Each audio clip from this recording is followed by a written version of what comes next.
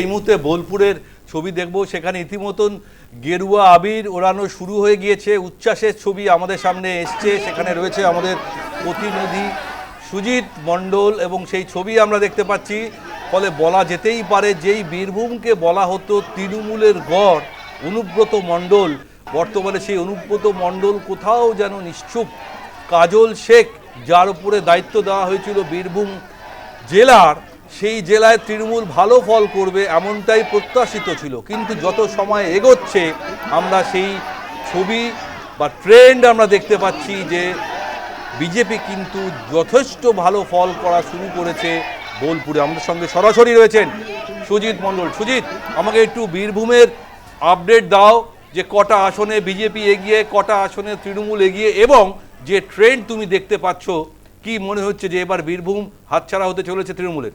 সুজিত। দেখো সুপ্রদা, আমরা এখন দাঁড়িয়ে আছি বোলপুর শ্রীনিকেতন রোডে। এমনিতেই বিজেপি উৎফুল্ল এবং সেই সঙ্গে তাদের আবির খেলা শুরু হয়ে গেছে এমনিতেই বিজেপির। আমরা সরাসরি দেখানোর চেষ্টা করছি আমার ক্যামেরাম্যান রণজয়কে যে বিজেপির মধ্যে যে উচ্ছ্বাস, এবং সেই উচ্ছ্বাস একেবারেই প্রতিফলন ফলেছে এবং তারা নিজেদের মধ্যে যে আনন্দ উপভোগ করা গেরুয়া আবির খেলা অলরেডি শুরু করে দিয়েছেন বোলপুরের বিজেপি প্রার্থী দিলীপ ঘোষের যে নেতৃত্ব এবং রাজ্যের যে পরিস্থিতি হচ্ছে তার জন্যই। তবে আমরা সরাসরি কথা বলে জানার চেষ্টা করব। এখানে বিজেপি লোকজন রয়েছেন এবং বিজেপি কর্মকর্তারা রয়েছেন, তারা সরাসরি তাদের কথা বলে জানার চেষ্টা করবো কীভাবে দেখছেন আজকের এই জয়কে বা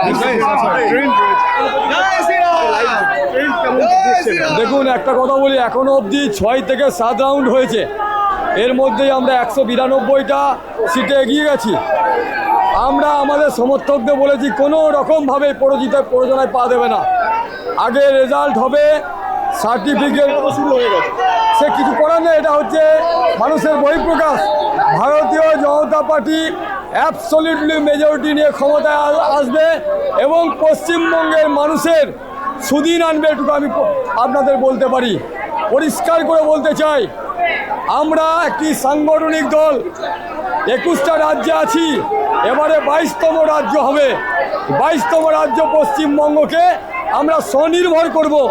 যেভাবে 15 বছর ধরে এবং আগের 34 বছর পশ্চিমবঙ্গ ডিপ্রাইভড হয়েছে, সেই জায়গাটা আমরা পশ্চিমবঙ্গকে একটা ভালো রাজ্যে পরিণত করতে চাইছি।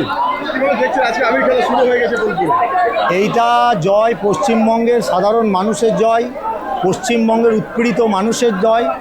এই 26,000 যে চাকরি চুরি হয়েছে, যে বেকারত্ব ফিল করছিল যারা, এই বেকার ছেলেদের জয়, এবং সব নিয়ে পশ্চিমবঙ্গের যে সর্বহারা মানুষ, উৎপীড়িত মানুষ, তাদের জয়। এটা খুব গর্বের দিন আমাদের, এবং আমরা এখনও অনেক সিটে এগিয়ে আছি। এখনও আমরা সার্টিফিকেট হাতে পাইনি। আমরা সার্টিফিকেট হাতে পাওয়ার পর খুব শান্তি শৃঙ্খলভাবে আমরা বলবো এবং আমরা শান্তি শৃঙ্খলা বজায় রাখবো। জানি না আমরা কতটা নিয়ন্ত্রণ করতে পারবো, এই মানুষের উদ্বেগ, মানুষের উচ্ছ্বাস আমরা কতটা কন্ট্রোল করতে পারবো, সেটা আমরা বিশ্বাস রাখছি যে আমরা করব। আমরা সবাইকে বলেছি। এই বোলপুরে যে উচ্ছ্বাস এখনো দেখতে পাচ্ছেন, যে পরিষ্কার দেখা যাচ্ছে যে যেন বিজেপি এসে গেছে, সেরকমই যেন একটা উচ্ছ্বাস এবং প্রচুর পরিমাণে মানুষজনের মধ্যে আবির খেলা এবং সেই সঙ্গে গেরুয়া আবিরে ভর্তি হয়ে গেছে এই শ্রীনিকেতন রোড। গোটা রাজ্যের যা পরিস্থিতি এবং সেই সঙ্গে তারা যে ট্রেন্ড পেয়েছেন, তাতে তারা উচ্ছ্বসিত এবং নিজেদের মধ্যে সেই আবির খেলা শুরু করেছেন। সুপ্রিয়দা, অনুব্রত মণ্ডলের কোনো প্রতিক্রিয়া পাওয়া গেছে? সুজিত, তোমার কাছে কোনো অনুব্রত মণ্ডল বা কাজল শেখ কেন পিছিয়ে পড়ছে বীরভূমে, তার কোনো প্রতিক্রিয়া তোমার কাছে আছে? না, এখনো পর্যন্ত অনুব্রত মণ্ডলের কোনো খোঁজ নেই। তিনি সম্ভবত পার্টি অফিসে রয়েছেন কিনা সেটাও জানা নেই। তবে বিজেপির এই অবস্থা থেকে তিনি এখন কোথায় আছেন সেটাই বিষয়। তবে অনুব্রত মণ্ডল এবারে তুমি ভোটে দেখেছো, তার যে মেজাজ, একেবারে সেই মেজাজ অন্যরকম দেখা গেছে এবারে অনুব্রত মণ্ডলের। প্রথম থেকেই তিনি কি আঁচ পেয়েছিলেন, এরকম একটা প্রশ্ন উঠছে। অন্যদিকে কাজল শেখ, যিনি গোটা জেলায় ভোট করলেন এবং সেই সঙ্গে তিনি হাসন বিধানসভা কেন্দ্রে এখনও এগিয়ে রয়েছেন যার দেখা যাচ্ছে, কিন্তু তার কি অবস্থা, সমস্ত কিছুই মানুষ উপলব্ধি করছেন এবং সেই সঙ্গে বীরভূমবাসী তো বটেই।